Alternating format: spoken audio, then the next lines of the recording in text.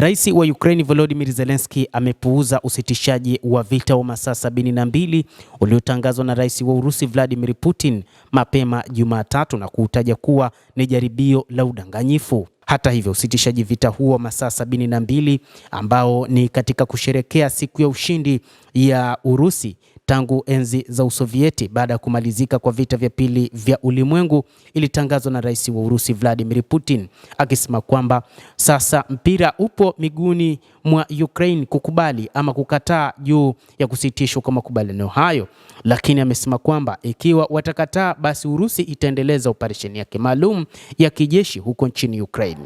Katika taarifa iliyotumwa kwenye mitandao ya kijamii, Zelensky amedai kusitishwa kwa mapigano mara moja kwa siku 30, badala yake akishutumu Moscow kwa kukataa mara kwa mara kile alichokisema ni juhudi za kuanzisha amani na kuhakikisha usalama wa Kiev na wafuasi wake. Kuna jaribio lingine la udanganyifu. Kwa sababu fulani, kila mtu anapaswa kungojea Mei 8 na kisha tu kusitisha mapigano ili kumpa Putin kimya wakati wa gwaride. Tunathamini maisha ya wanadamu, sio gwaride, Zelensky alisisitiza, huku akisema anataka kusitishwa kwa mapigano mara moja kamili na bila masharti. Hata hivyo, maoni ya Zelensky yamerejelea matamshi yaliyotolewa mapema siku hiyo na mkuu wake wa utawala Andriy Yermak na mwanadiplomasia mkuu wa Ukraine Andriy Sybiga, na maafisa hao wawili pia walidai mapatano yaliyopendekezwa yalikusudiwa kwa gwaride tu na wakataka kusitishwa mara moja kwa mapigano hayo ambayo yamedumu karibia miaka mitatu.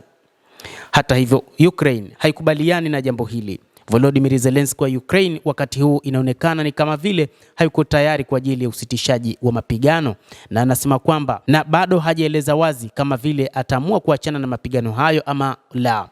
Hata hivyo, pia kwa upande wa Ujerumani, waziri wake wa ulinzi Boris Pistorius amesema alikuwa na mashaka kuhusu usitishaji mapigano wa Mei 8 hadi 10 wa Rais wa Urusi Vladimir Putin nchini Ukraine. Waziri huyo wa ulinzi amesema kwamba uzoefu wa hivi majuzi unaonyesha kuwa matamko kama hayo mara nyingi huwa ni ya utekelezaji mdogo sana, kwani hata katika kipindi cha sikukuu za Easter Rais Putin alitangaza kusitisha mapigano, lakini hali ilikuwa tofauti, na hata katika kipindi ambacho Rais wa Marekani Bwana Donald Trump aliambia mataifa hayo yasitishe mapigano hasa katika kushambulia maeneo yenye miundombinu ya nishati, basi hili pia halikutekelezwa na kila upande ukiushutumu upande wa pili juu ya suala hilo.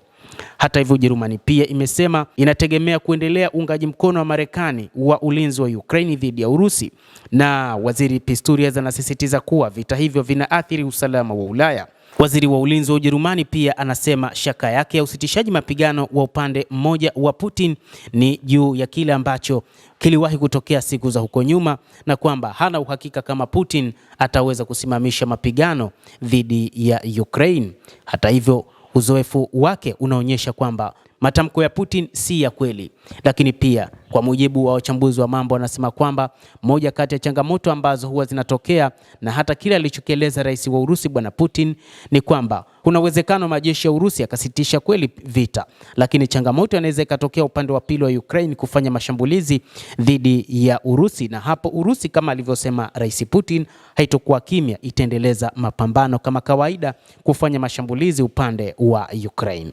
Mtazamaji, endelea kutufuatilia, lakini usisahau kulike, usisahau kucomment, kadhalika na kusubscribe channel yetu hii ili uwe wa kwanza kupata habari hizi kupitia The World News. Jina langu ni Adam Hussein, endelea kutufuatilia, endelea kuwa nasi wakati wote.